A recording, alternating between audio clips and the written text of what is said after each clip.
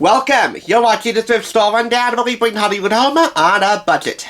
I'm doing this dual cycle review under circumstances that I really wish didn't exist, but they do, and we can't change anything about it. I'm not gonna catch you up on the whole story. Everybody and their grandmother knows what happened to Anne Heche a couple of weeks ago. I will leave some links below for you to read up on her tragic fate. I'm not gonna get into debate either on whether or not she deserved her untimely doom, but I will say, however, that hers will serve as a cautionary tale of reaping what your mind sows in the long haul. I will say, however, that her body of work on the stage and on screens both big and small definitely stands as a legacy not to be faltered with. I'm not sure, however, if Anne Heche's fans would regard this as an essential part of her legacy. But it's the only Anne Heche work that I have here, I think. I need to check the backlog. I don't do a lot of DVD reviews as often as I should, but I'm not a movie critic. Nevertheless, we have here Gus Van Sant's 1998 remake of Alfred Hitchcock's Psycho, which I picked up for $2.69. And, just to be fair, I have the original picked up for $1.99. Check in, relax, take a shower, and watch your back. To begin with, the original Psycho, the 4-time Oscar nominee.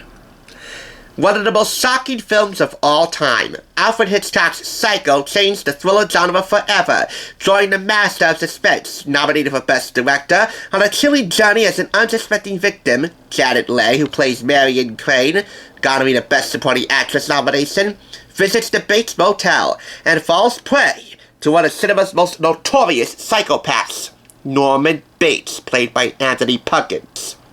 Named number 1 on the AFI's 100 Years, 100 Thrills list, this notorious film has become a cultural phenomenon, featuring one of the most iconic scenes in film history, the famous shower scene. Psycho is still terrifying after all these years, says Leonard Moulton of the Classic Movie Guide.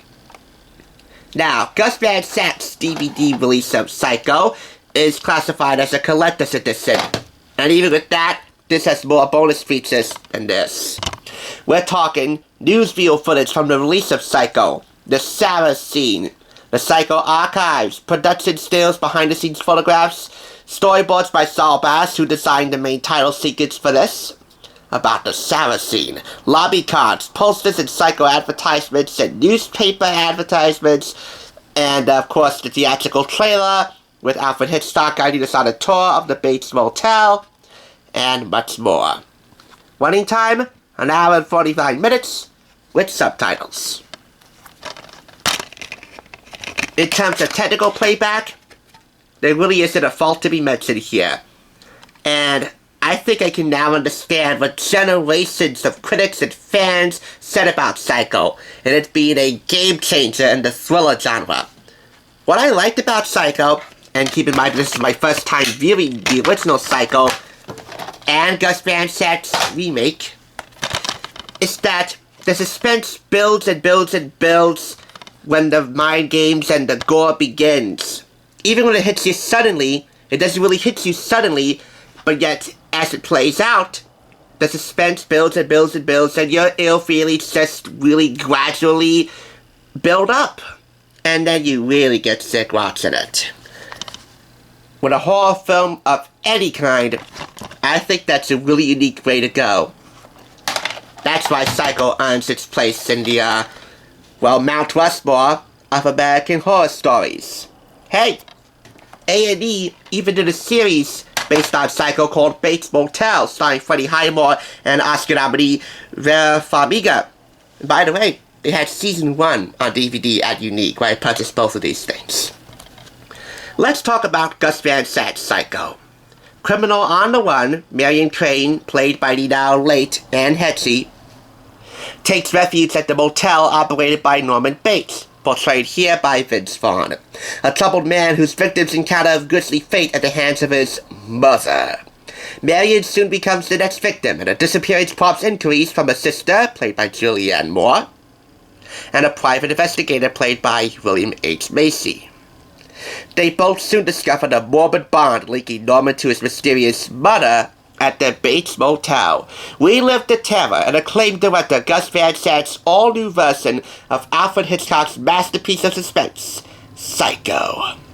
This has a running time of 1 hour and 44 minutes because the screenplay, which was largely written word for word, adapted from the original screenplay by Joseph Stefano, actually had a lot of dialogue and some lines cut out.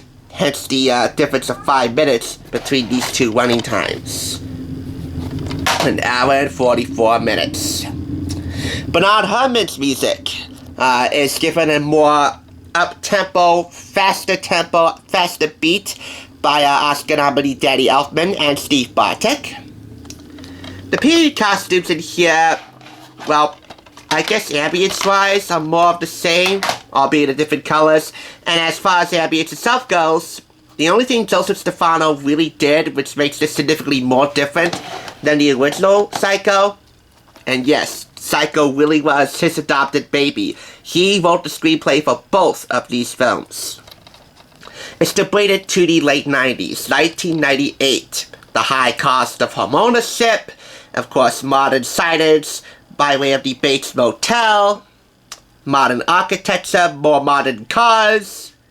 I mean, when you modernize things too much, then you really take away some of the nostalgia. And I think that was one of the film's main downfalls. If anything, this film itself is a bit more violent and surreal than the original Psycho. Surreal dream images are included in some of the more violent scenes, including the remade infamous shower scene. Save for the surreal dream images, it was a pretty good remake. Gus Van Sant says in the DVD commentary that the changes were necessary so that the film would be more accessible to audiences. I think that was the film's major downfall, modernizing it too much. The film recouped only more than half of its original budget, becoming a box office bomb. It earned 3 Golden Raspberry Award nominations, winning 2. And by the way, the Razzies for short recognizes the worst Hollywood tellings imaginable. This one, or was punished with, worst remake and worst director for Gus Van Sant. The late Heche was spared for worst actress when that went to the Spice Girls for Spice World, their concert film. Go figure. The production notes are contained in this small pamphlet which you can find inside the case. There's also a Psychopath behind-the-scenes featurette, the original theatrical trailer. Here we have a chapter listing here, the supplementary section, and on this side, the production notes. So, which Psycho is your favorite? Rest in peace. I have to say, the original. And why? Because it set the standard.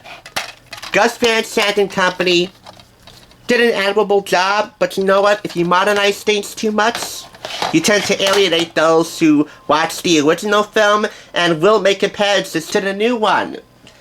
If anything, this is less violent and a bit more condensed, but I think it's still good. I don't know why it got a lot of hate. Nevertheless, 5 out of 5 claps to the original Psycho and the DVD release because of the amount of bonus features and its standing for time as a game changer in the horror arena, and Gus Van Sant's remake, 4 out of 5 claps, just for being a little too fast-paced for its own good. And yet, it'll stand on its own 2 legs in some Hitchcock suckers' houses. Yes, I said Hitchcock sucker. I hope somebody coined that phrase before I did, because otherwise I might be going viral for all the wrong reasons, and I'll love every second of it. This also serves, sadly, as an innocuous feather and an otherwise gilded cap of an actress who now belongs to the history books.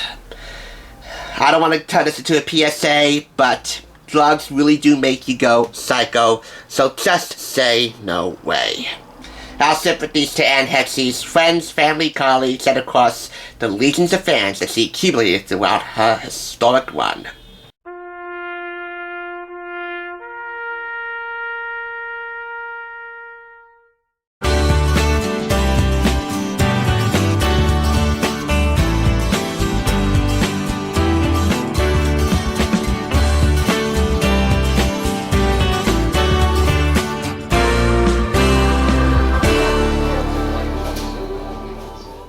Thanks for watching TSR. Now, to see another awesome review like this one, click here. If you want to become a Hollywood bargain hunter, click here to subscribe. And I'll catch you on the thrift side.